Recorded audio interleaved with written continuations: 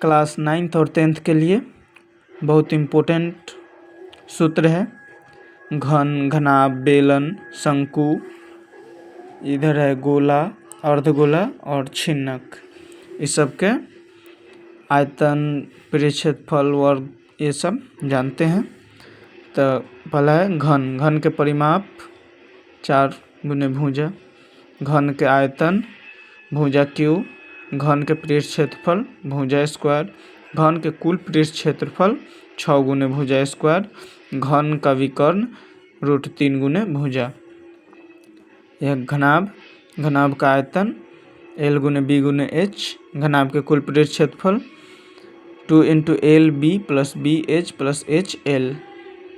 घनाभ का विकर्ण √L² + B² + H²। चारों दीवारों का क्षेत्रफल 2H × L + B। तीसरा है बेलन। बेलन के आयतन πr²H। बेलन के वक्र पृष्ठ क्षेत्रफल 2πrH।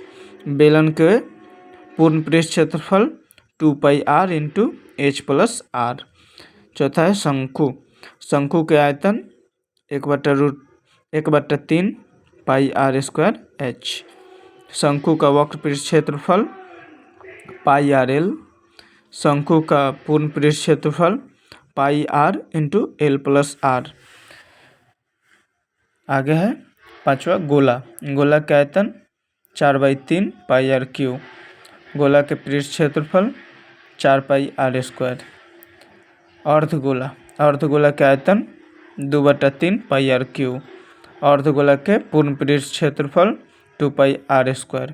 अर्धगोला के संपूर्ण पृष्ठ क्षेत्रफल 3πr²। छिन्नक। छिन्नक के आयतन 1/3 πH × r1² + r2² + r1 × r2। छिन्नक के वक्र पृष्ठ क्षेत्रफल πL × r1 + r2। छिन्नक के कुल पृष्ठ क्षेत्रफल πL × r1 + r2 + r1 πr1² + πr2²। इसमें r1 r2 इसलिए है क्योंकि इसका नीचे से भी काटा हुआ है और ऊपर से भी। ये एक बल्टी के आकार के जैसा होता है।